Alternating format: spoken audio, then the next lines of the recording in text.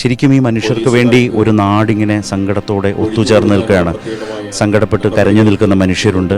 അപ്പോൾ ജീവിച്ചിരിക്കുന്നവരെ എങ്ങനെ കൈപിടിച്ച് അവരെ ഈ ആഘാതത്തിൽ നിന്ന് കഴിയുന്നത്ര മുക്തരാക്കി എങ്ങനെ ഒരു മികച്ച പുനരധിവാസത്തിലേക്ക് കൊണ്ടുപോകാം എന്നതാണ് നാട് ആലോചിച്ചുകൊണ്ടിരിക്കുന്നത്. അതാണ് ഞാൻ മുമ്പ് പറയാൻ ശ്രമിച്ചത്.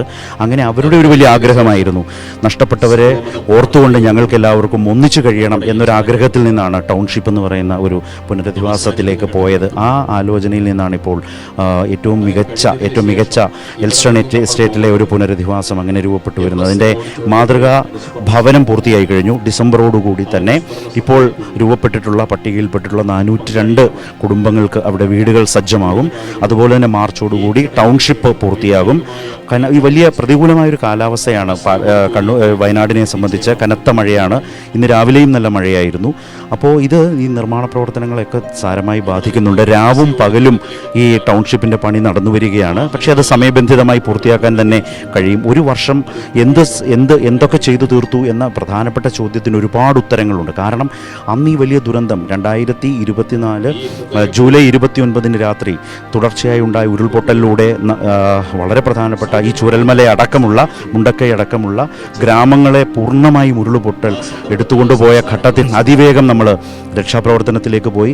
ഒരു മാസത്തോളം നീണ്ടുനിന്ന തെരച്ചിലാണ് ഉണ്ടായത്. അങ്ങനെ രക്ഷാപ്രവർത്തനത്തിനും തെരച്ചിലിനും ഇടയിലൂടെ നമ്മൾ ദുരിതാശ്വാസ ക്യാമ്പുകൾ തുടങ്ങി. ആ ദുരിതാശ്വാസ ക്യാമ്പുകൾ എന്ന് പറഞ്ഞാൽ മികച്ച നിലയിൽ തന്നെ കൊണ്ടുപോകണമായിരുന്നു. അവർക്ക് ഏറ്റവും നല്ല ഭക്ഷണം കൊടുക്കണം, അവരുടെ സ്വകാര്യത മാനിക്കണം, അവരുടെ വേദന മാനിക്കണം. അപ്പോൾ അങ്ങനെ ആ ക്യാമ്പുകൾ ഞാൻ ഇന്നും ഓർക്കുന്നത്, ആ ക്യാമ്പുകളിലേക്ക് തോന്നിയ പോലെ ആളുകൾക്ക് കയറിയിറങ്ങി നടക്കാനൊന്നും കഴിയാത്ത വിധം അവർക്ക് അവരുടെ സ്വകാര്യതയും അവരുടെ വേദനകൾ അടിച്ചമർത്തി കഴിയാൻ കഴിയുന്ന തരത്തിലേക്കുള്ള ക്യാമ്പുകൾ സജ്ജമാക്കി. അവർക്ക് മികച്ച ഭക്ഷണം കൊടുത്തു. അതുപോലെ തന്നെ കുട്ടികൾക്കും ഇവർക്കും കൗൺസിലിംഗ് ഒരു ഭാഗത്ത് കൊടുത്തു.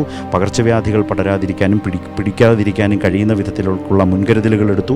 അവിടെ നിന്ന് മുഖ്യമന്ത്രി അന്ന് കൊടുത്തൊരു നിർദ്ദേശമുണ്ട്. ഒരു മാസത്തിനകം, ജൂലൈ 29 ഈ ദുരന്തമുണ്ടാകുന്നത്, ഒരു മാസത്തിനകം നമുക്ക് താൽക്കാലിക പുനരധിവാസം നടപ്പാക്കേണ്ടതുണ്ട് എന്ന നിർദ്ദേശം കൊടുത്തു.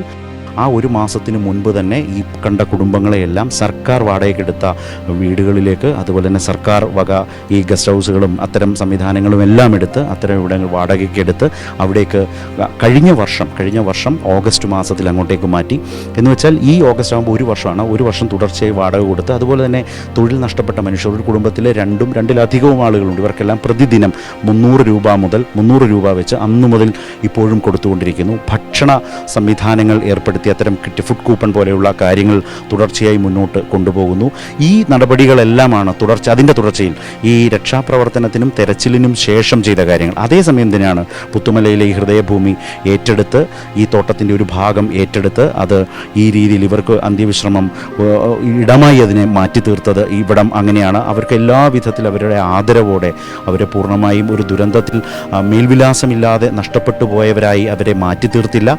ഓരോ മനുഷ്യനെയും ആ നിലയിൽ തന്നെ അടയാളപ്പെടുത്തി അവരുടെ ബന്ധുക്കൾക്ക് ഏത് കാലത്തും ഇവിടെ വന്ന് ഇവരെ കാണാനും അല്ലെങ്കിൽ ഇവർക്കൊപ്പം ഇരിക്കാനും അവരെക്കുറിച്ചുള്ള ഓർമ്മകൾ പങ്കുവെക്കുന്നതിനും ഒക്കെയുള്ള വലിയ സൗകര്യങ്ങളോടുകൂടി തന്നെയാണ് അവർക്ക് അവരുടെ ഒരു വീട്ടിനുള്ളിൽ അല്ലെങ്കിൽ ഒരു വീടിനോ പറമ്പിനോ ചേർന്ന് ഒരുക്കുന്ന സൗകര്യങ്ങൾ പോലെ തന്നെ ഉള്ള നിലയിലുള്ള ഒരു സംവിധാനം ഇവിടെ ഒരുക്കുകയായിരുന്നു. അങ്ങനെ അത് ഹൃദയഭൂമിയായി മാറി. ഈ നിൽക്കുന്ന മനുഷ്യരുടെ ഹൃദയമാണ് ഈ മണ്ണിൽ ചേർന്ന് നിൽക്കുന്നത്, അലിഞ്ഞു ചേർന്നിട്ടുള്ളത് എന്നുള്ള ഒരവസ്ഥയുണ്ട്. അങ്ങനെ ആ കാര്യങ്ങളും എല്ലാം ചെയ്ത് ഈ താൽക്കാലിക പുനരധിവാസവും നിർവഹിച്ച ശേഷമാണ് കേരളം എന്ന സംസ്ഥാനം ശാശ്വതമായിട്ടുള്ള ഒരു പുനരധിവാസം ആ കുടുംബങ്ങൾക്ക് എന്ന ആലോചനയിലേക്ക് പോയത്. അതാണ് ഈ ടൗൺഷിപ്പ്, മോഡൽ ടൗൺഷിപ്പ്, മാതൃകാപരമായ ടൗൺഷിപ്പ്.